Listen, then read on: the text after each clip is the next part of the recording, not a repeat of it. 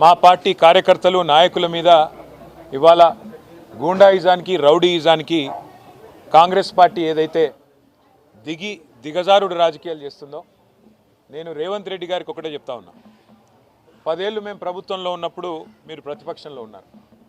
ఎన్నడన్నా ఈరోజు ఇక్కడ మా సోదరుడు రాకేష్ క్రిస్టోఫర్ గారి మీద జరిగిన దాడి జరిగినట్టుగా ఒక ఉప ఎన్నికల్లో గెలిచిన తర్వాత ఎక్కడన్నా మా ప్రభుత్వ హయాంలో మా కార్యకర్తలు కానీ మా పార్టీ నాయకులు కానీ హద్దులు దాటి ఈ రకంగా ప్రవర్తించారా ఒక్కసారి గుర్తు తెచ్చుకోండి.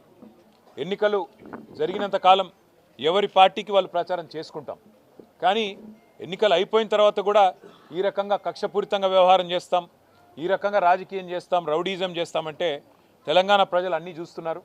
తగిన సందర్భంలో తగిన విధంగా బుద్ధి చెప్తారు. మేము తమ్ముడు రాకేష్ క్రిస్టోఫర్ గారికి, వారి కుటుంబానికి, వారి శ్రీమతికి, వారి కూతురికి, వారి కుమారుడికి, వారి తండ్రి గారికి అందరినీ కలిసినాము. ఏ కార్యకర్తకి ఏం జరిగినా కంటికి రెప్పలాగా కాపాడుకునే బాధ్యత నాది, పార్టీది. వదిలిపెట్టే సమస్య లేదు. ఒక ఎన్నికల్లో గెలవచ్చు, ఒక ఎన్నికల్లో ఎదురుదెబ్బ తగలవచ్చు, కానీ కార్యకర్తల విషయంలో మాత్రం ఎక్కడ ఎవరికి ఏ అన్యాయం జరిగినా, ఎక్కడ ఎవరికి ఏ చిన్న నొప్పి కలిగినా తప్పకుండా ఇదే రకంగా వాళ్ళ ఇంటి ముందుకు వస్తాం. అర్ధగంటలో వస్తా అని చెప్పినా ఇలా వచ్చినాం. రేపు కూడా ఇట్లే ఉంటాం.